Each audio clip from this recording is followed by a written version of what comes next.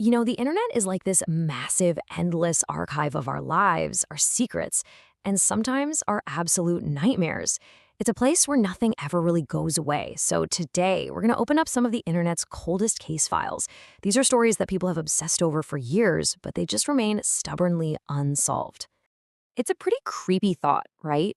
These little digital ghosts just lingering in old forums and on forgotten websites, kind of challenging our whole sense of what's real. They're basically puzzles made out of pixels and code, and believe me, some of them are genuinely terrifying. So let's dive in with a video that probably should have never ever seen the light of day. All right, our first case revolves around a piece of footage that is so disturbing, it's been haunting online communities for like 2 decades now. It's this grainy, low-quality home video called Grave Robbing for Morons. And yeah, its contents are every bit as shocking as that title sounds. Okay, so what is just so unsettling about this thing is how casual it all is.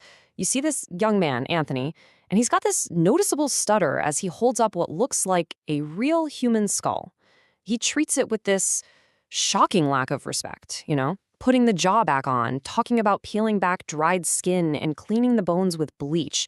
It's like watching some kind of grotesque arts and crafts show. For years, nobody knew where this tape came from. But then, internet sleuths did what they do best. They just scoured every single pixel of that grainy background for clues, and they found some. They spotted a VHS copy of Evil Dead 2 and a very specific issue of an old special effects magazine. Putting those two things together, they figured out this was probably recorded way back in the late 80s or early 90s, long before it ever got online.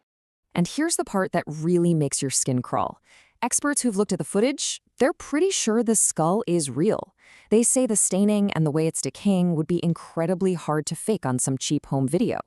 And that just elevates this whole thing from a sick prank to maybe a recording of a serious crime. So who was Anthony? And why on earth did he make this tape? We still have no idea. Okay, our next case moves away from a physical tape to a purely digital ghost. This one isn't about a grainy video, it's about silent, chilling text just appearing in an inbox. This is the story of a guy named Tim Hart, who started getting emails from his best friend months after that friend had already died. Can you even imagine seeing that subject line pop up? From a friend who passed away suddenly at just 32 years old? That's exactly what Tim saw. The sender was Jack Froze, his best friend who'd been gone for 5 months. But that subject line? Well, that was only the beginning.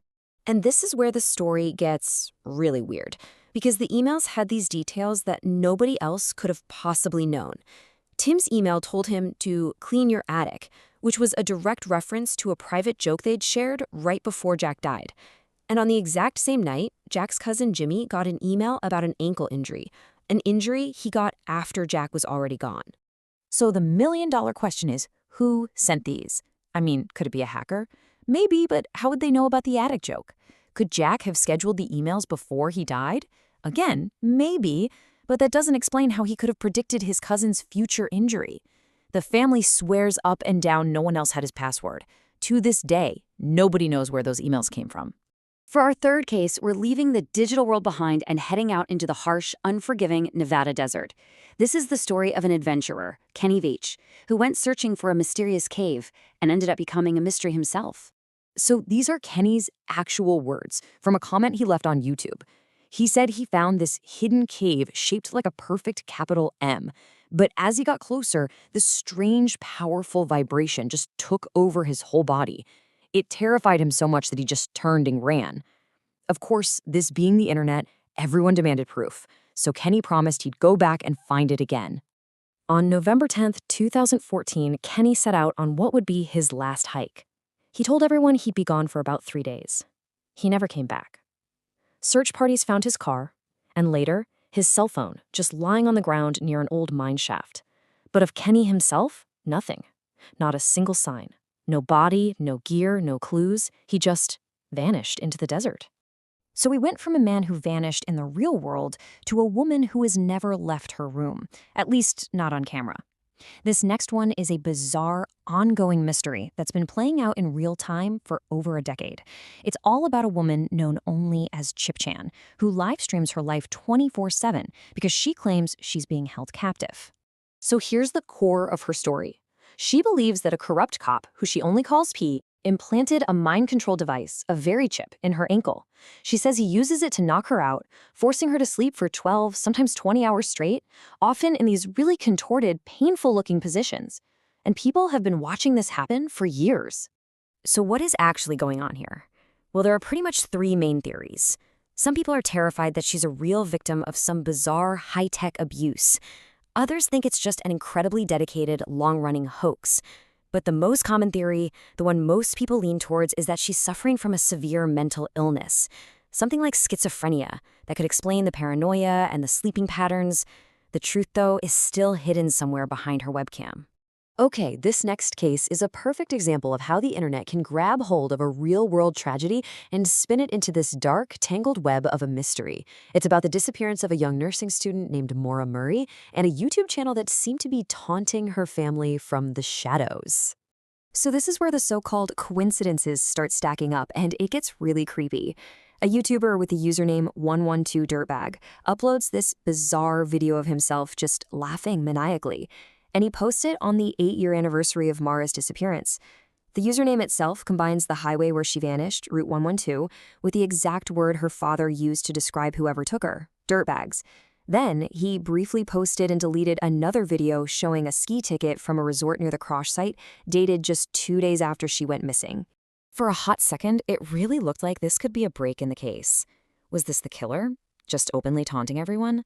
The police took it very seriously, and they tracked down the guy behind the account.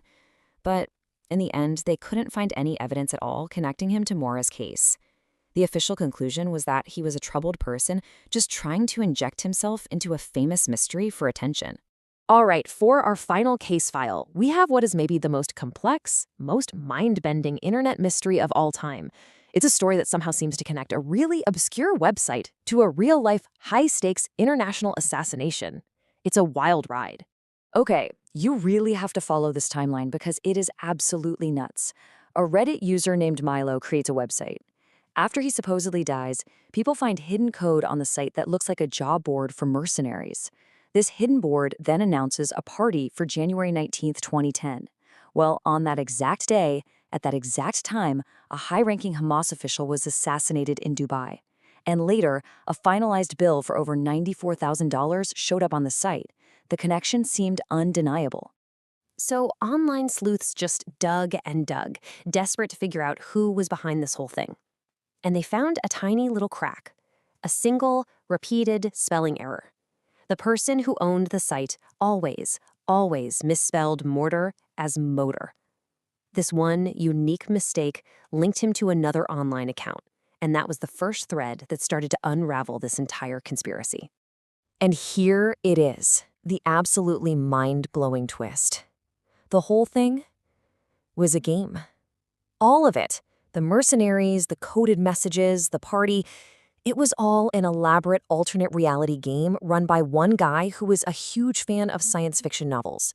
The weird terms he used, they weren't military code, they were just references from his favorite books. That connection to the assassination in Dubai, the thing that fueled conspiracy theories for years, it was just a 1 in a billion completely random coincidence. So this all kind of leaves us with one big question, right? These cases show just how blurry the line between reality and fiction can get online. From a real tragic cold case to an incredibly detailed fantasy, the internet holds it all. It really makes you wonder, what other secrets are buried out there in the code, just waiting to be found? And will we ever be able to tell the difference?